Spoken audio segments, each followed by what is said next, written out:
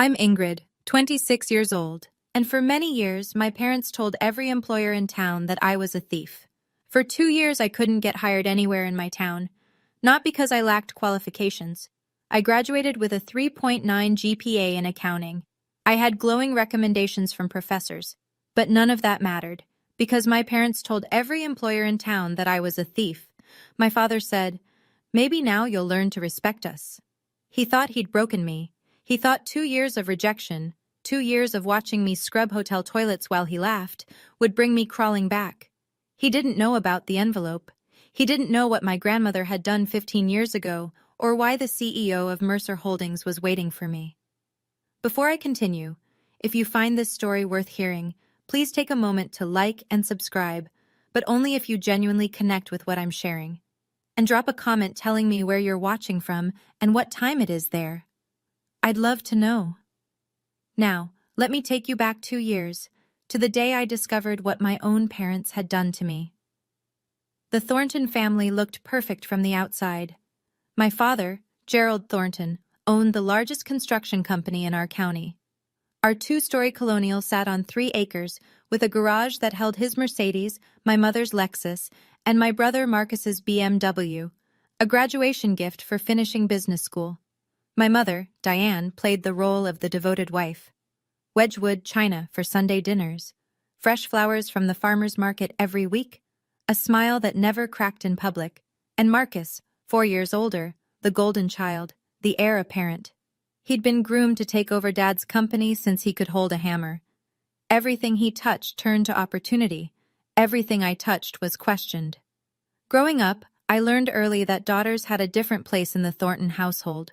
When Marcus wanted to study abroad in London, Dad wrote the check without blinking.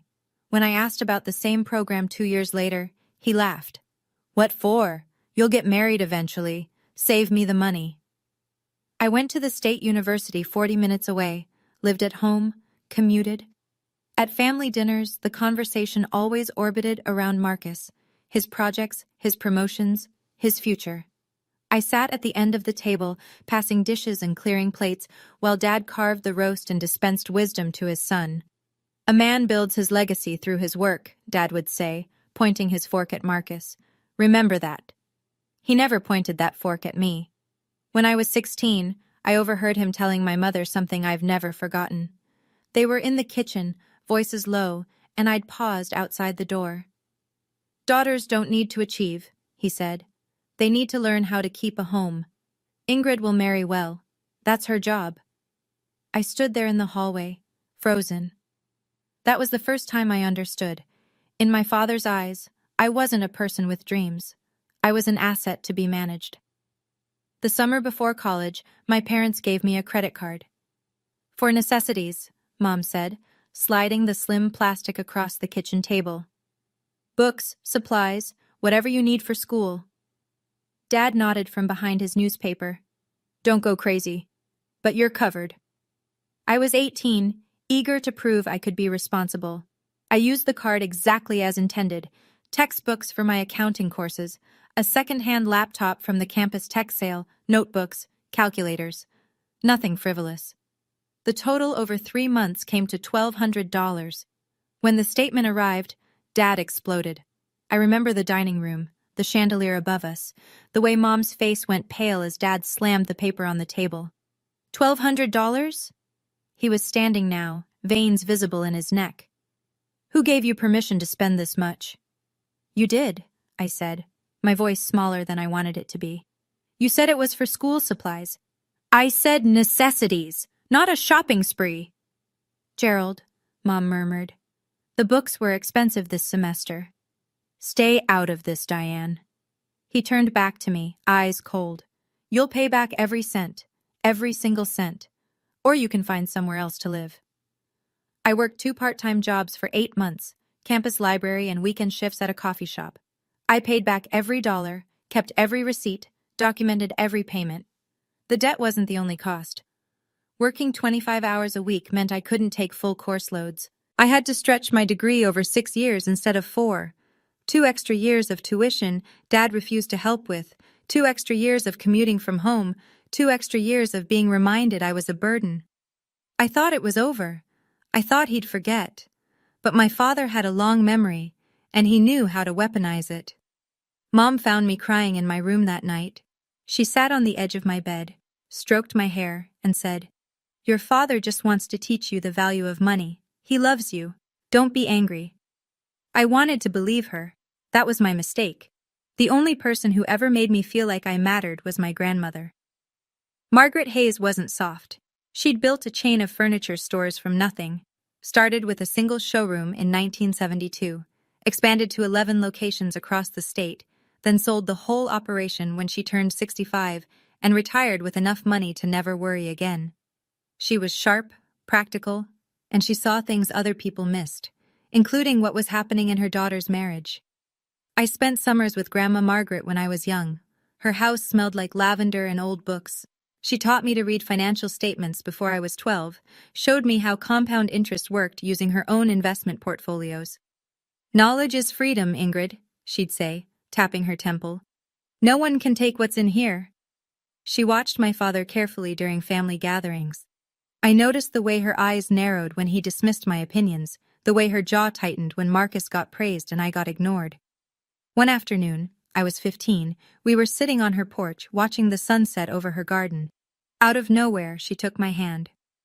"Ingrid," she said quietly, "I want you to remember something." I looked at her.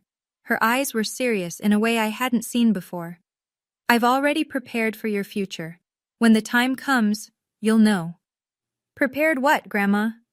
She smiled, but it didn't quite reach her eyes. "Your father can't control everything. Neither can your mother. Someday you'll need help they won't give you. When that day comes, you'll be ready." I didn't understand what she meant. I was 15. I thought she was being dramatic. 3 years ago, Grandma Margaret passed away. She was 78. I didn't know then that she'd left me something far more valuable than money. She'd left me a way out. I graduated summa cum laude with a degree in accounting, 3.9 GPA, Dean's List every semester. A professor who'd worked at Deloitte wrote me a glowing recommendation letter. For the first time in my life, I had something that belonged to me, credentials no one could dismiss. The graduation ceremony was on a Saturday in May. I walked across the stage in my cap and gown, diploma in hand, and scanned the crowd for my family. They were there. But they weren't watching me. Dad and Mom flanked Marcus in the third row. He'd driven down to support me, but the three of them were deep in conversation, heads together, laughing about something. When my name was called, only Grandma's empty seat in my heart acknowledged the moment. Afterward, Dad found me outside the auditorium. "Nice job," he said, in the tone he used for the mailman.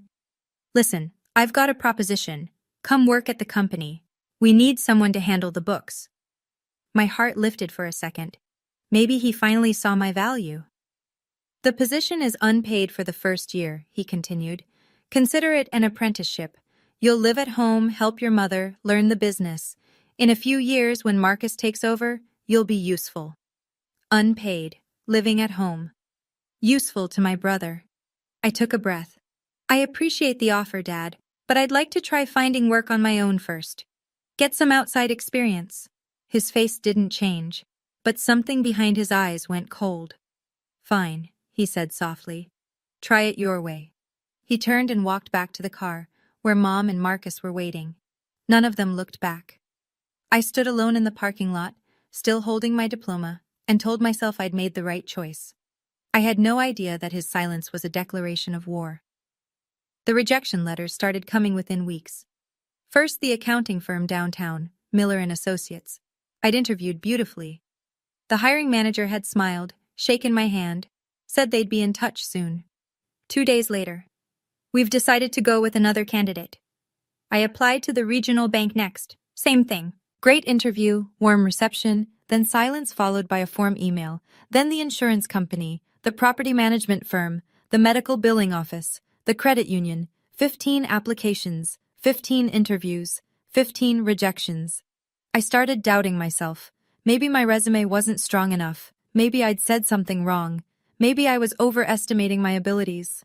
I spent nights revising my cover letters, practicing interview answers in the mirror, reading career advice blogs until my eyes burned. Nothing changed. One afternoon, I walked into Patterson Financial Services for what felt like my 20th interview. The HR manager, a woman in her 50s with kind eyes, listened to my answers, nodded along, and then paused. She looked at me for a long moment. Something shifted in her expression. "Miss Thornton," she said slowly, "I'm going to tell you something I probably shouldn't." My stomach tightened. "You seem like a lovely young woman. Qualified, professional." She hesitated. "But I think you should talk to your father." "My father? Why?" She pressed her lips together, clearly uncomfortable. "I can't say more than that. Just ask him. Ask him why no one in this town will hire you." She stood, signaling the interview was over. I drove home with my hands shaking on the wheel. A cold certainty was forming in my chest, something I didn't want to believe. But I had to know. That night I confronted my father, and what he told me changed everything. I found him in his study, sitting behind the mahogany desk he'd imported from England. A glass of scotch sweated on a leather coaster beside him. "Dad, I need to talk to you." He didn't look up from his papers. "Make it quick." "Why can't I get a job?" That made him look up. A small smile played at the corner of his mouth, and in that moment, I knew. "You called them," I whispered. "You called all of them." He leaned back in his chair, swirling his scotch. "I told them the truth." "What truth?" "That you're a thief."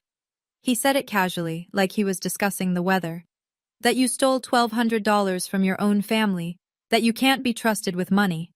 The floor seemed to tilt beneath me. I paid that back. Every cent. You know I paid that back." "Did you?" He shrugged. "That's not how I remember it." "Dad," my voice cracked. "Those were textbooks. You said I could—" "What I remember," he interrupted, "is my daughter stealing from me. And I think potential employers deserve to know what kind of person they'd be hiring." My mother appeared in the doorway, twisting her hands. Something flickered across her face. Guilt, maybe, or the ghost of the woman she used to be before 30 years with Gerald wore her down. "Gerald, maybe we should—" "Diane, this is between me and Ingrid." She flinched. For a split second her eyes met mine and I saw it. She knew this was wrong. She knew. But she looked away, retreating into silence like she always did. That hurt almost more than Dad's cruelty. He was a monster. She was a witness who chose not to see. I stared at him, tears burning behind my eyes. "Why? Why would you do this to me?" He stood slowly, walked around the desk and stopped in front of me, close enough that I could smell the scotch on his breath. "Because you needed to learn respect," he said quietly. "You turned down my offer. You thought you could make it without this family." "Without me," he smiled. "Maybe now you understand. You can't." "Come home," Mom said softly from the doorway. "Work for your father. This can all go away." I looked between them, my mother's pleading face, my father's cold satisfaction, and I understood. This wasn't about respect. This was about control. In a small town, gossip travels faster than truth. Within weeks, I felt the shift everywhere I went. At the grocery store, neighbors who'd known me since childhood suddenly couldn't meet my eyes. At church, conversations stopped when I walked past. The woman at the dry cleaner, who'd always asked about my studies, started treating me like a stranger. The whispers were everywhere. "Did you hear about Gerald's daughter?" Such a shame. The family's devastated. They tried to help her, you know. She just wouldn't listen. My father had been strategic. He hadn't just called employers. He'd seeded the story throughout his network. Golf buddies, Chamber of Commerce colleagues, neighbors at dinner parties. The narrative was always the same. Troubled daughter, theft problem, family trying to cope. He never lied outright, he just told his version. And in a town where Thornton Construction had built half the commercial buildings, his version was the only one that mattered. Marcus made it worse. I ran into him at the coffee shop one morning, one of my old part-time jobs. He was with friends, guys I vaguely recognized from his fraternity days. "Hey, little sister," he called out, loud enough for everyone to hear. "Still looking for work? I heard Dad might have an opening." "Oh, wait," he laughed. "You'd probably steal from the register." His friends snickered. I left my coffee on the counter and walked out, face burning. At home that night, I looked at my bank account. $3,000 in savings. Rent was due in 2 weeks on my tiny studio apartment. I had maybe 2 months before I'd be completely broke. 2 months before I'd have no choice but to crawl back to my father's house and accept whatever crumbs he offered. I couldn't let that happen. I wouldn't. The Willow Inn sat on the edge of town, a modest hotel that mostly served traveling salesmen and families visiting the nearby state park. It wasn't glamorous, but it was hiring. The job listing said, housekeeping staff needed, no experience necessary. No experience necessary, no references required. I applied online at 2 a.m. when the shame felt less sharp. 2 days later, I was standing in the employee break room, filling out paperwork. The manager was a woman named Linda Crawford, mid-40s, no nonsense, with the kind of tired eyes that suggested she'd seen plenty of hard luck stories walk through her door. She looked at my application, then at me. Accounting degree, she said flatly. GPA 3.9, and you want to clean hotel rooms? Yes, ma'am. Why? I could have lied, made up something about wanting experience in hospitality. But I was so tired of lies. Because no one else will hire me, I said, and I need to eat. She studied me for a long moment. I wondered if she'd heard the rumors, if she'd call my father for a reference and this door would slam shut too. Instead, she nodded once. I don't care what people say about you, Miss Thornton. I care whether you show up on time and do your job. She slid a uniform across the desk, pale blue polyester, the kind that wrinkles if you look at it wrong. Shift starts at 6 a.m. Don't be late. I took the uniform with hands that weren't quite steady. Thank you, I managed. You won't regret this. She almost smiled. We'll see. Minimum wage, night shifts, scrubbing toilets and changing sheets, while people who used to respect me pretended not to see me in the hallways. But it was work. It was survival, and my father couldn't touch it. 6 months into my housekeeping job, my family decided to have dinner at the Willow Inn. I don't believe in coincidences anymore. It was a Friday evening. I was pushing my supply cart down the service corridor when I heard a familiar laugh, my father's booming, self-satisfied bark that I'd learned to dread. I froze, pressed myself against the wall, peeked around the corner. There they were, being seated in the hotel restaurant, Dad in his charcoal Tom Ford suit, Mom in pearls, Marcus checking his phone, bored already. The hostess was leading them to a window table, right in my sightline. I should have stayed hidden. I should have switched floors, asked another housekeeper to cover. But before I could move, my father's eyes found me. The cart, the uniform, the yellow rubber gloves on my hands. His face split into the widest grin I'd ever seen. Well, well, he nudged my mother, pointed directly at me. Diane, look, our daughter found her calling. Mom's face flickered, shame maybe, or something else I couldn't read. Marcus just laughed. Hey, Ingrid, my brother called across the restaurant, loud enough for every guest to hear. Missed a spot in room 204. Several diners turned to look. Some recognized me. I saw the whispers start. I stood there in my wrinkled polyester uniform, holding a toilet brush, while my family watched from their white tablecloth table with their crystal water glasses and their Rolex watches. My father raised his wine glass toward me in a mock toast. Maybe now, he said, just loud enough to carry, you'll finally learn to respect us. I didn't cry. I didn't run. I just turned around and pushed my cart back down the corridor. But something hardened inside me that night. I remembered what Grandma had said. When the time comes, you'll know.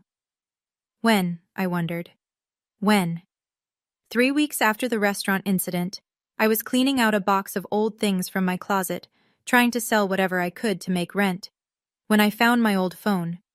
The screen was cracked, battery dead. I'd upgraded a year ago and forgotten about it. For some reason, I plugged it in. The phone buzzed to life, and notifications flooded the screen. Old texts from college friends I'd lost touch with, spam emails, and one voicemail. From 3 years ago, right after Grandma died. I pressed play, heart suddenly pounding. Miss Thornton, this is Walter Henderson from Henderson and Associates Law Firm. The voice was professional, measured. I'm calling regarding the estate of Margaret Hayes. There are some documents pertaining to her will that require your attention. Please contact our office at your earliest convenience. The message ended. 2 years. I'd missed this call 2 years ago. I remembered that time. The fog of grief after Grandma's funeral. I hadn't been checking messages. I'd assumed her estate was straightforward. Dad had told us she'd left everything to charity, with small gifts for each grandchild. Nothing significant, he'd said dismissively. Your grandmother was always sentimental. I'd believed him. I grabbed my current phone and dialed the law firm. A receptionist answered. Henderson and Associates, how may I direct your call? I'm trying to reach Walter Henderson. He contacted me about my grandmother's estate. Margaret Hayes? A pause. I'm sorry, Mr. Henderson retired last year due to health issues. His cases were transferred to various attorneys. Another pause, keyboard clicking. I see a note here that Mr. Henderson attempted to reach you multiple times. The file indicates the calls went unanswered and your father, Gerald Thornton, eventually contacted the office and said you weren't interested in pursuing the matter. My blood ran cold. My father said what? I'm just reading the notes, ma'am. It says family representative confirmed beneficiary declined further contact. Dad had intercepted it. He'd told them I wasn't interested. Can you tell me where the case was transferred? I'd need to check our records. Can you leave your number? Transferred where? To whom? I'd need to check our records. Can you leave your number? I gave her my information, but something told me I wouldn't hear back. The trail had gone cold. But now I knew. There was something in Grandma's estate that Dad hadn't told me about, something he didn't want me to find. A month later, my father called. I almost didn't answer, but something, maybe desperation, maybe hope that things could still change, made me pick up. Ingrid. His voice was warm, too warm. How are you? Fine, Dad. Listen, I've been thinking. This has gone on long enough. Your mother misses you. I miss you. He paused. Come home. I stared at the water stain on my ceiling, the one I couldn't afford to fix. Come home and do what? Work at the company. We need help with bookkeeping. I'll pay you. Not much at first, but something. You'll live with us, save money, get back on your feet. It sounded almost reasonable. Almost. And the job hunting? The things you told everyone about me? Water under the bridge. Come home and I'll make some calls, clear things up. And if I don't? His tone shifted. The warmth drained out like someone had pulled a plug. Then you can keep scrubbing toilets until you wise up. Your choice. I closed my eyes. I need to think about it. Don't think too long. This offer won't last forever. He hung up. That night, my mother called separately, her voice soft, pleading. Please, Ingrid, just come home. Stop being stubborn. Your father only wants what's best for you. Does he, Mom? Or does he just want to control me? That's unfair.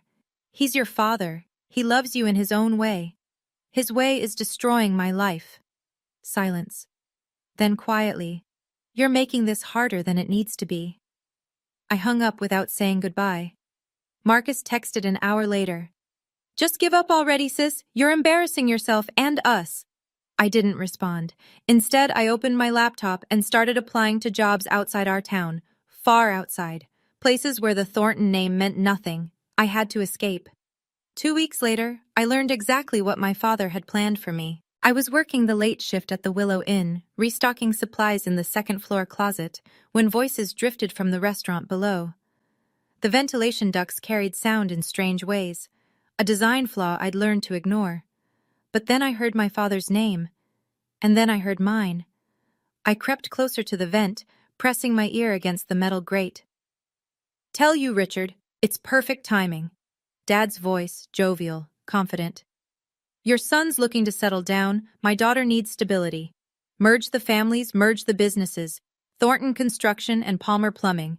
We'd dominate the county. A second voice, older, gruff. She's the one who's been causing trouble? The theft thing? That's handled. She's almost ready to come home. Another few months of this, Dad laughed. And she'll agree to anything, including meeting your boy. My blood turned to ice. So what, an arranged marriage? I prefer strategic alliance. But yes, she'll do what she's told. By the time I'm done, She won't have any other options. The other man chuckled. Gerald, you're a piece of work. All right, let's talk numbers. Their conversation shifted to business details. I didn't hear any of it. I slid down the wall until I was sitting on the floor of the supply closet, surrounded by toilet paper and bleach, my heart hammering against my ribs. He wasn't just trying to control me. He was planning to sell me. A business arrangement. A merger sealed with his daughter's future. I thought about Grandma Margaret. Her warning. Her promise that she'd prepared something. I didn't know what she'd left me or how to find it. But I knew one thing with absolute certainty. I could not stay in this town. No matter what it cost me. I started applying to companies in cities I'd never visited. Places where my father's influence couldn't reach. Chicago, Denver, Atlanta. Anywhere far enough that a small-town construction company owner's gossip wouldn't matter. The rejections piled up. Some companies wanted references I couldn't provide. Others questioned the 2-year gap in my employment history. How do you explain my father sabotaged my career because I wouldn't be his unpaid servant? I tried honesty a few times. It never went well. That sounds like a complicated family situation, one HR manager said diplomatically, which was corporate speak for we don't want your drama. After weeks of nothing, I'd almost given up hope. Then the email arrived. Subject: Interview. Invitation: Mercer Holdings. I had to read it 3 times before I believed it was real. Dear Ms. Thornton, we have reviewed your application and would like to invite you for an in-person interview at our headquarters. Please note that this interview will be conducted by our CEO, Mr. Daniel Mercer, personally. This is an unusual request, but Mr. Mercer has expressed specific interest in meeting with you. Please confirm your availability. Mercer Holdings. I'd applied on a whim. They were the largest financial firm in 3 states, way above my experience level. I'd never expected a response. And the CEO wanted to meet me personally? That didn't make sense. CEOs didn't interview entry-level accountants. I almost deleted the email, convinced it was spam or some cruel joke. But something made me pause. Grandma's voice in my head. When the time comes, you'll know. I hit reply before I could talk myself out of it. Dear Sir or Madam, I'm available at your earliest convenience. 2 days later, I was on a bus to the city, wearing a second-hand navy suit I'd found at Goodwill, with $47 in my pocket and no idea what was waiting for me. The night before my interview, I stayed in a budget motel near the bus station. The room smelled like industrial cleaner and old cigarettes. The mattress sagged in the middle. But it was clean, and it was mine, and tomorrow might change everything. I hung my Goodwill suit in the bathroom, letting the steam from the shower work out the wrinkles. I polished my only pair of heels, black, scuffed at the toes, but presentable if no one looked too close. I practiced interview answers until midnight. Tell me about yourself. I graduated summa cum laude with a degree in accounting. I'm detail-oriented, hardworking, and eager to contribute to a team that values integrity. Why do you want to work at Mercer Holdings? Your company's reputation for ethical financial practices aligns with my personal values. I want to grow with an organization that does things right. Why the 2-year gap in your employment? That one I practiced 10 different ways. None of them felt right. Linda, my manager at the hotel, had given me the day off without question. Go get your life back, she'd said, pressing a crumpled $20 bill into my hand. You don't belong here, Ingrid. You never did. I'd cried in the break room. She'd pretended not to notice. As I lay in that motel bed, staring at the water-stained ceiling, I thought about Grandma, about her promise, about the lawyer's call I'd missed. What had she left me? Why did this CEO want to meet me personally? I fell asleep with questions circling my mind like restless birds. In the morning, I put on my second-hand suit, took a deep breath, and walked toward whatever was waiting. I didn't know it yet, but Grandma was about to keep her promise. Before I tell you what happened at Mercer Holdings, I want to ask you something. Have you ever been betrayed by the people who were supposed to protect you? If this story is bringing up memories for you, I'd love to hear about it in the comments. And if you want to know what was in that envelope, the one my grandmother left 15 years ago, keep watching. Don't forget to subscribe so you don't miss what comes next. The morning of my interview, my phone rang. I was walking toward the Mercer Holdings building, a gleaming tower of glass and steel that made me feel very small in my Goodwill suit. When I saw the caller ID, Dad. My thumb hovered over the ignore button, but something made me answer. Ingrid. His voice was flat, cold. I hear you have an interview today. My stomach dropped. How do you know that? Marcus follows your little social media accounts.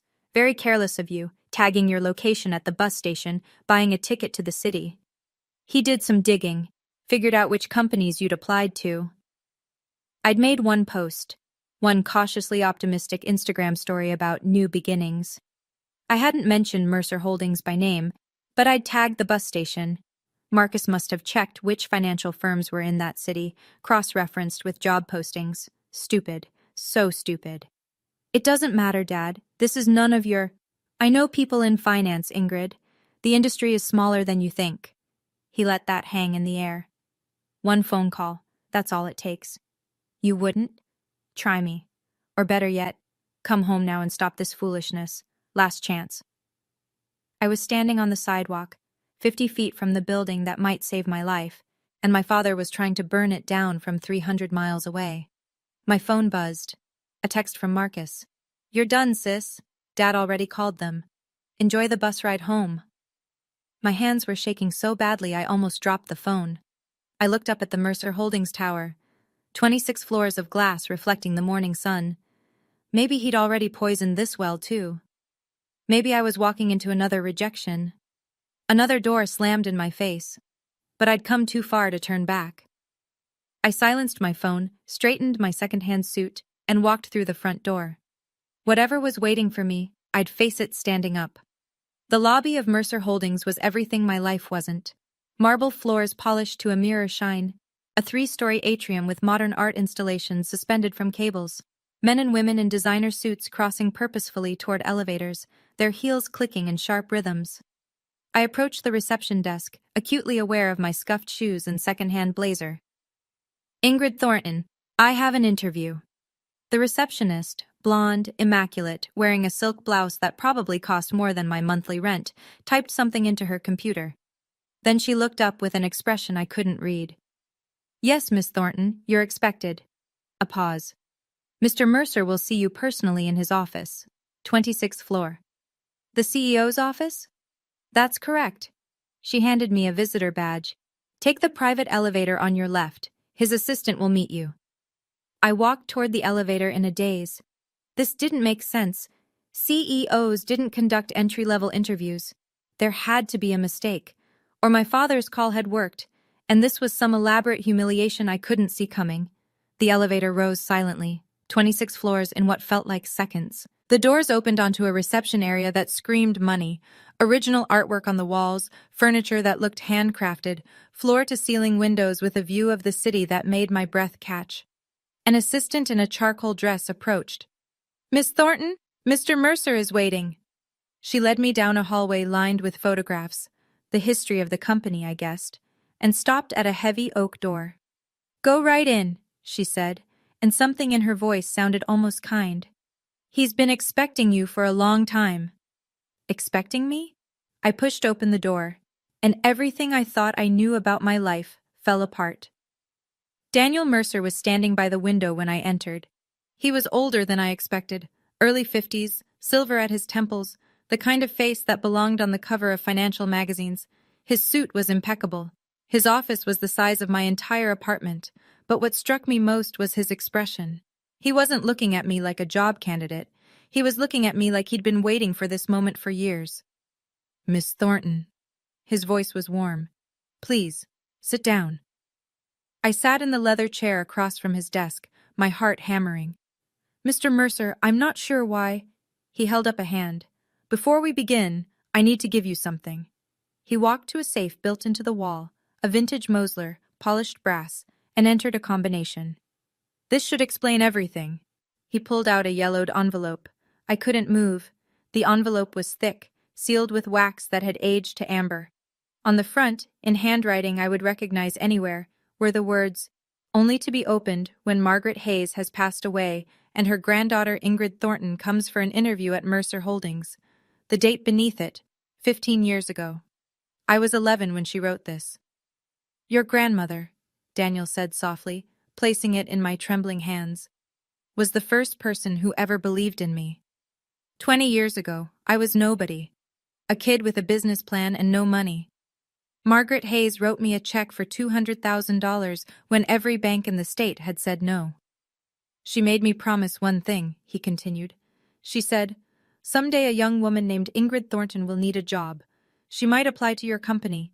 When she does, and she will, give her this envelope." I set up a flag in our HR system 15 years ago. Your name, your social security number. The moment your application came through, I was notified. 15 years. He'd been waiting 15 years for an application that might never come. Tears were blurring my vision. She told me, "Someday my granddaughter will need a safe place.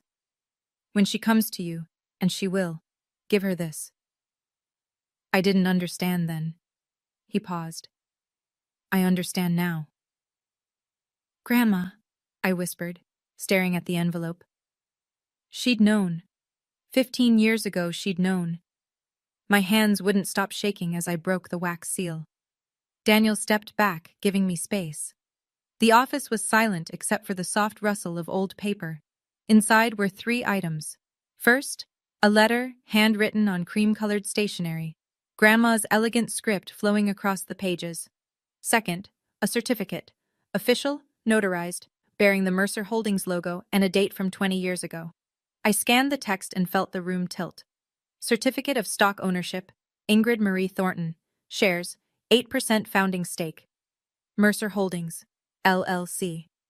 I read it twice. 3 times. "I don't understand," I whispered. Daniel pulled up a chair beside me. "When your grandmother invested in my company, she didn't want the shares in her name. She put them in trust for you, her then 6-year-old granddaughter. Legally, irrevocably yours." "But why didn't anyone tell me?" "The trust was structured to remain silent until either Margaret passed away or you came to this company seeking employment, whichever came first. She designed it that way." He paused. "She wanted to make sure no one could take it from you, not even your father." The third item, a small leather journal, its pages yellowed and soft with age. I opened it. Inside were notes, dates and observations spanning decades. October 1998. Gerald screamed at Diane about household spending. Diane cried for 2 hours. March 2002. Gerald refused to pay for Ingrid's piano lessons, called them a waste of money for a girl. June 2008. Gerald forbade Ingrid from applying to out-of-state colleges. Women don't need fancy degrees. Page after page, she'd been watching, documenting, preparing. "Your grandmother knew," Daniel said quietly, "exactly what kind of man your father is. She couldn't stop him directly, so she built you an escape route." I was crying now, couldn't stop. She'd loved me this much. Daniel offered me a glass of water and stepped outside to give me privacy. I sat alone in his office, holding my grandmother's letter like it was made of glass. "My dearest Ingrid, if you're reading this, then I've left this world and you found your way here. I'm sorry I couldn't be there to give you this myself. I want you to understand why I did what I did. I watched your mother marry Gerald Thornton. I saw the signs from the beginning, the control, the cruelty disguised as discipline, the way he diminished everyone around him to feel powerful. I begged Diane to leave. She refused. She believed she could fix him. I couldn't save my daughter, but I swore I would save you. From the moment you were born, I saw something in you, a spark Gerald couldn't extinguish. You questioned him. You dreamed beyond his walls, and I knew with absolute certainty that one day he would try to break you for it. So I built you an insurance policy." Daniel Mercer was a young man with a vision when I invested in his company. "I put those shares in your name because I knew that Gerald would one day try to trap you, and I wanted you to have a door he couldn't close. By now, those shares are worth more than enough to build your own life. Use them wisely. Build something that belongs to you. And remember this, sweet girl. You don't owe anyone your obedience, not even family, especially not family that treats love like a leash. I am so proud of the woman you've become. Even if I can't see it, I know it's true. Live free, Ingrid. That's all I ever wanted for you. All my love, forever, Grandma. I pressed the letter to my chest and wept. When Daniel returned, I had composed myself. Mostly.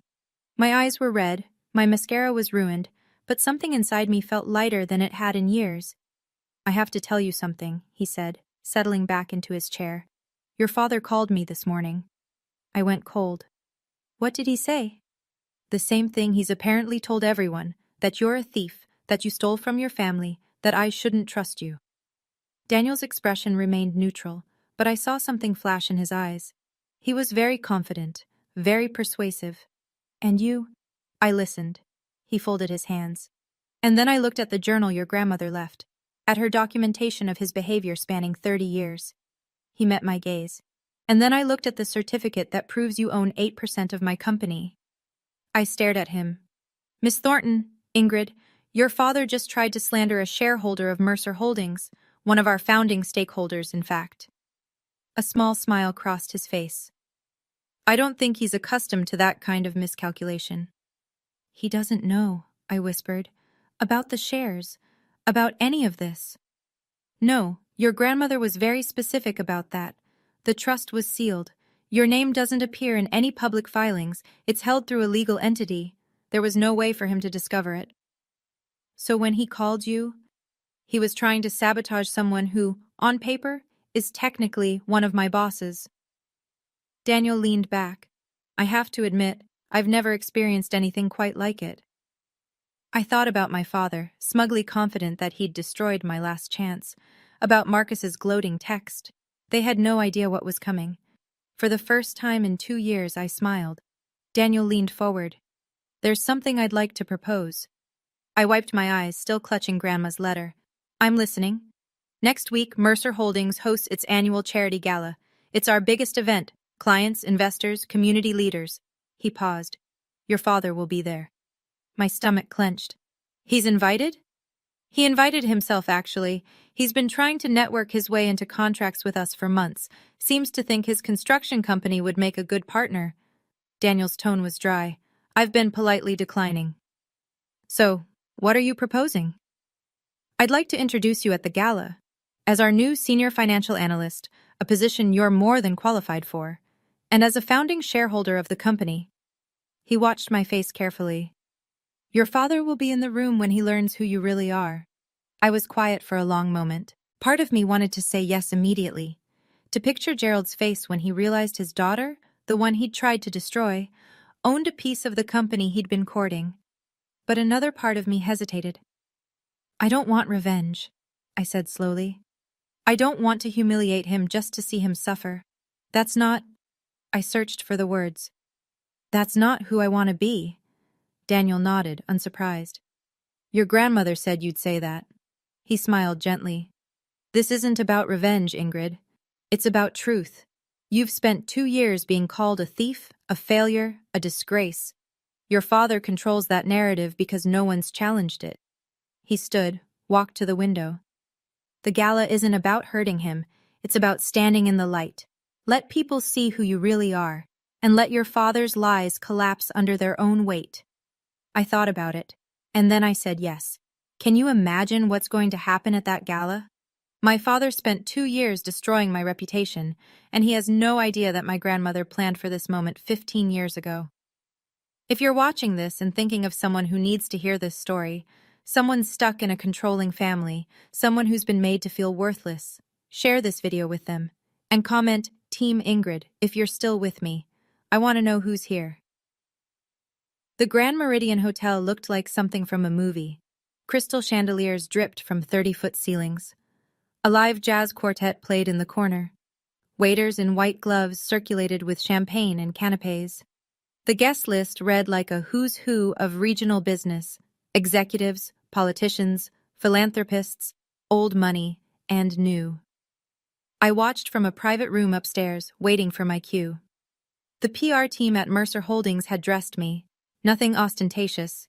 A simple navy sheath dress by Oscar de la Renta, elegant but understated. Pearl earrings. My hair in a sleek chignon.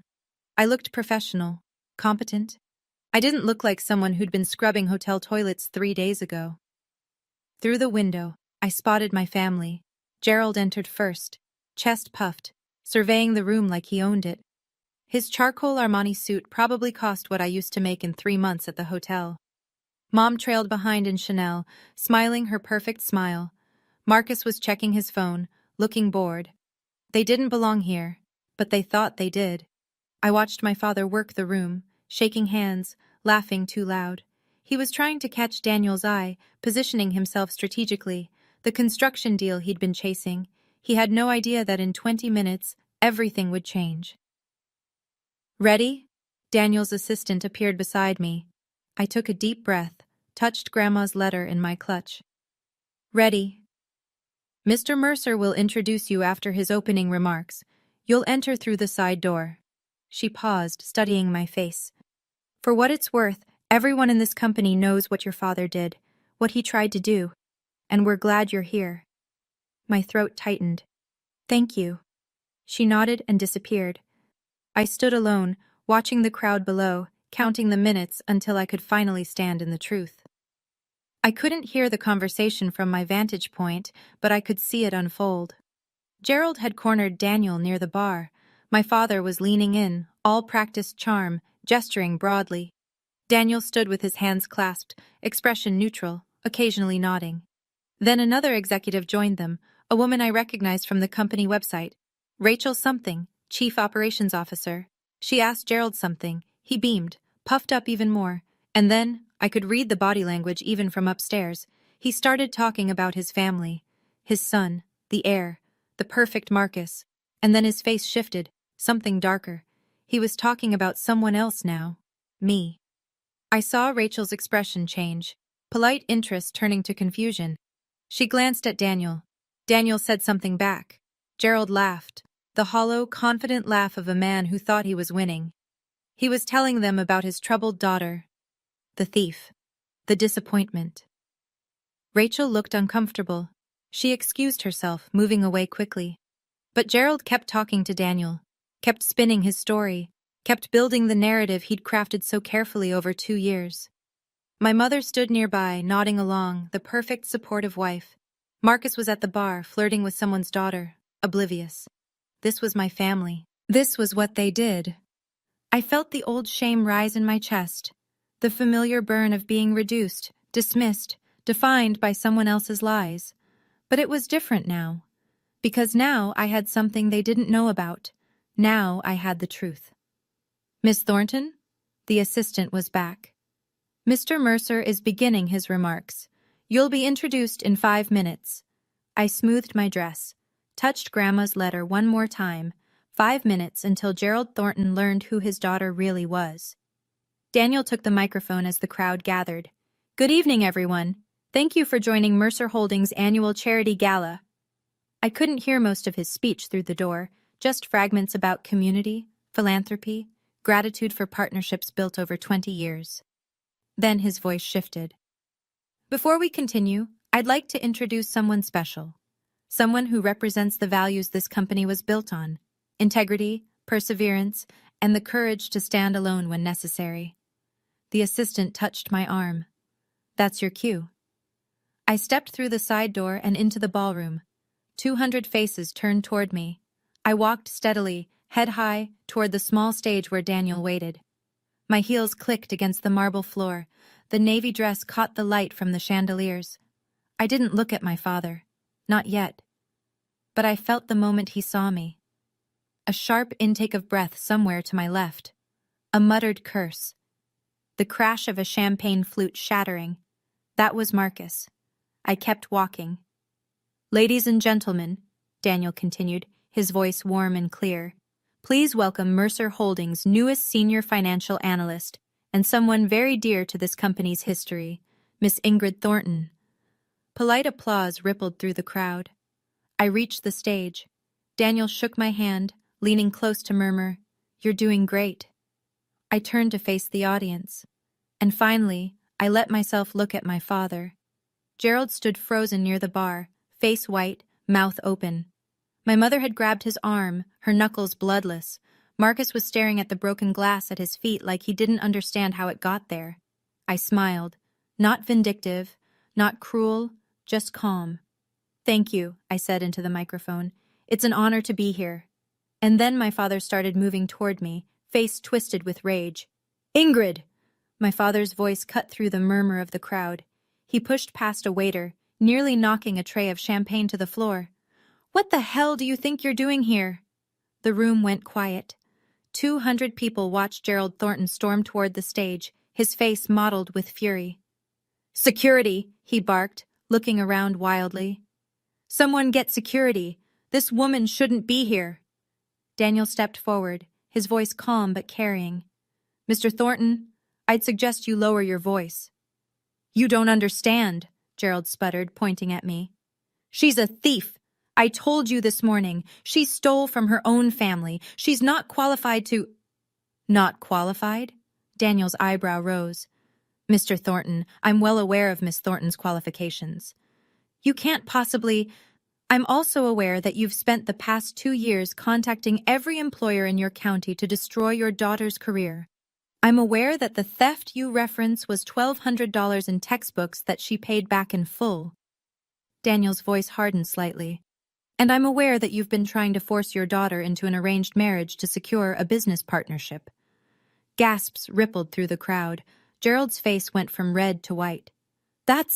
How do you... Your daughter, Daniel continued, is not just an employee of Mercer Holdings. He paused, letting the silence build. Ingrid Thornton owns 8% of this company. She's been a founding shareholder since she was 6 years old. He turned to me.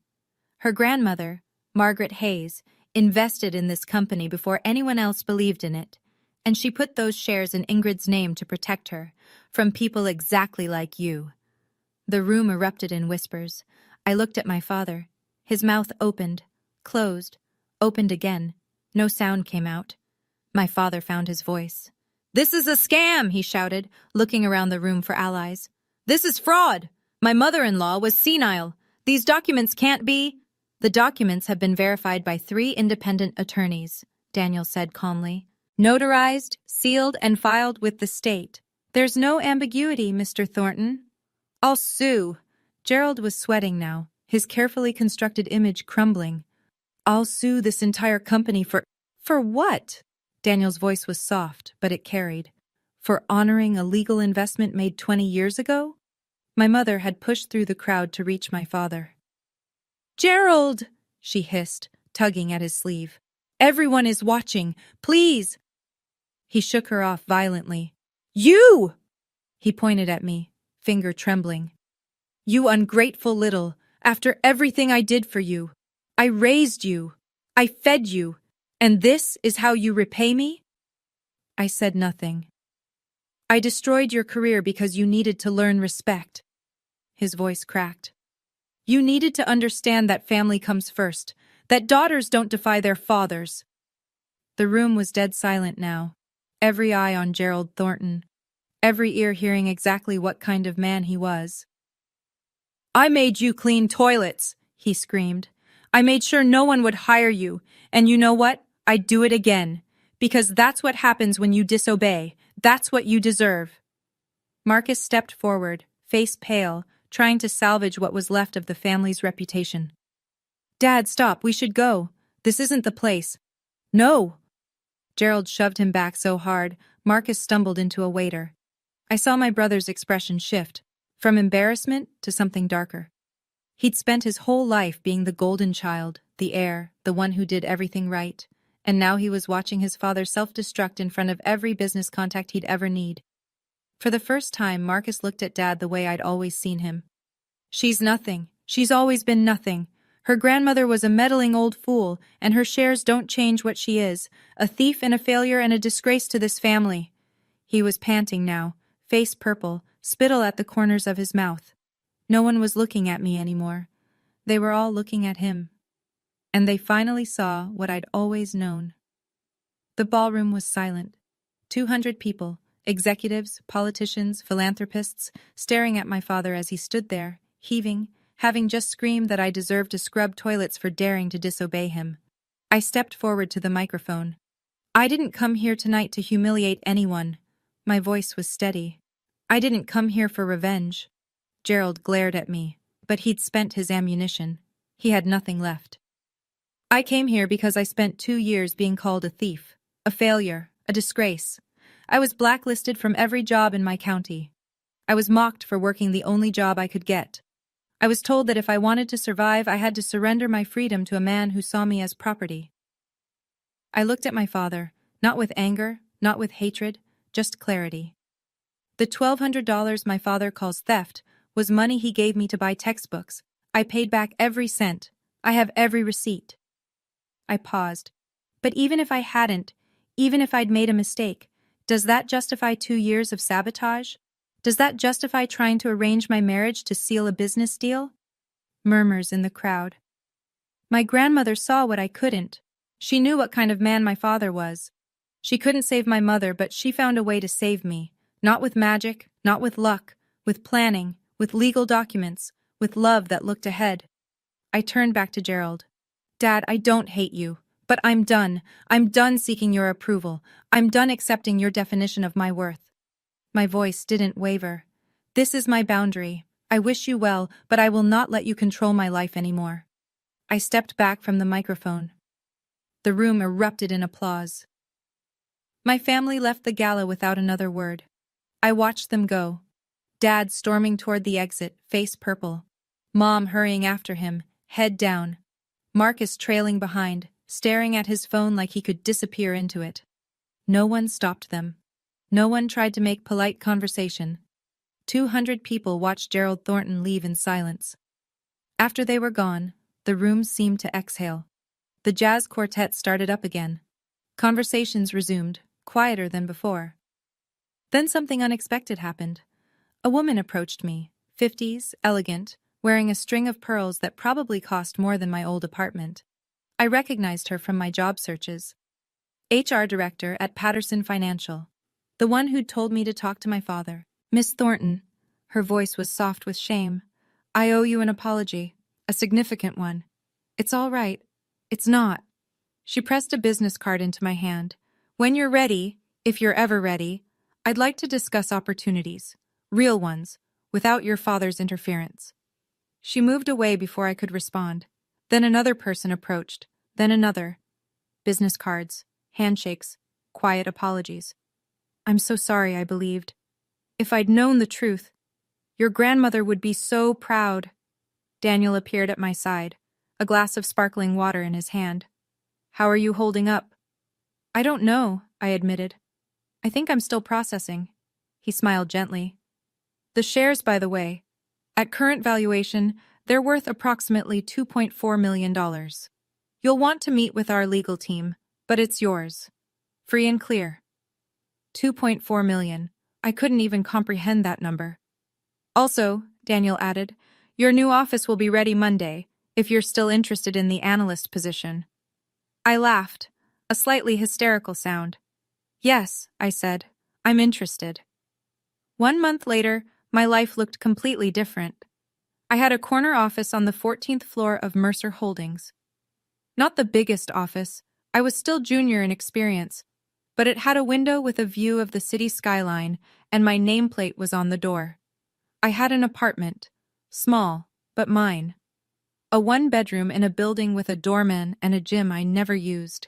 Fresh flowers on the kitchen table because I could afford them now. I had colleagues who respected my work, a boss who valued my contributions, a career that belonged to me.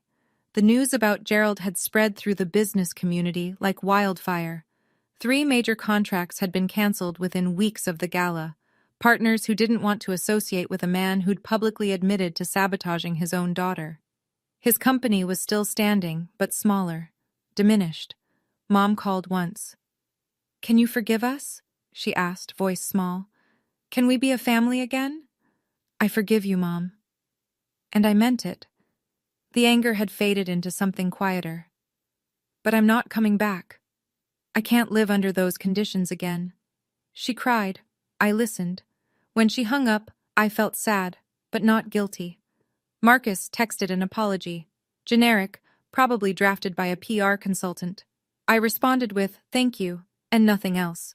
Maybe someday we'd rebuild something. Maybe not. Gerald never reached out. I didn't expect him to. On a quiet Sunday afternoon, I drove to the cemetery, where Grandma Margaret was buried, brought her favorite flowers, yellow roses, and sat by her headstone. "You saved me," I said softly. "You saw it coming, and you saved me." The wind rustled through the trees. "I'll make you proud, Grandma. I promise." I sat there until the sun went down, feeling for the first time in years completely free. Sometimes I take out Grandma's letter and read it again. "Live free, Ingrid. That's all I ever wanted for you." She couldn't have known exactly how things would unfold. She couldn't have predicted the specific cruelties my father would deploy, or the exact moment I'd reach my breaking point. But she knew the shape of it. She knew the kind of man Gerald was, the kind of trap he'd try to build. And she spent years, quietly, secretly, constructing a door he couldn't lock. That's love. Not words, not promises, action. If I've learned anything from these past 2 years, it's this. The people who truly love you protect you, not by controlling you, but by giving you options, by building foundations you can stand on, by trusting you to find your own way. And second, boundaries aren't betrayal. I spent so long feeling guilty for wanting independence, for not being the obedient daughter my father demanded. I thought something was wrong with me. There wasn't. There never was. Setting boundaries with toxic family isn't cruelty. It's survival. It's self-respect. It's the first step toward a life that belongs to you. Third, sometimes the help you need comes from unexpected places. A grandmother's foresight, a stranger's kindness, an opportunity you almost didn't take. Keep going. Even when it's dark, even when every door seems closed, somewhere, something is being prepared for you. I keep Grandma's letter in my wallet. The paper is soft now from handling, the creases worn thin. Don't let anyone control you with money. Build something that belongs to you. I'm building it, Grandma. Every day, I'm building it. And I'm finally free. That's my story. No magic. No fairy godmother appearing at the last second. Just a grandmother who loved me enough to plan ahead, and a granddaughter who kept going even when it seemed hopeless. If you're watching this and you're stuck in a controlling family, or you've been made to feel worthless by people who should have protected you, I want you to know, it can get better. You can get out, but you might have to build your own door. Thank you for staying until the end. If this story meant something to you, share it with someone who needs to hear it. Subscribe and hit the bell for more stories like this one, and check the description for the next video. I think you'll like it. Take care of yourself. You deserve to be free.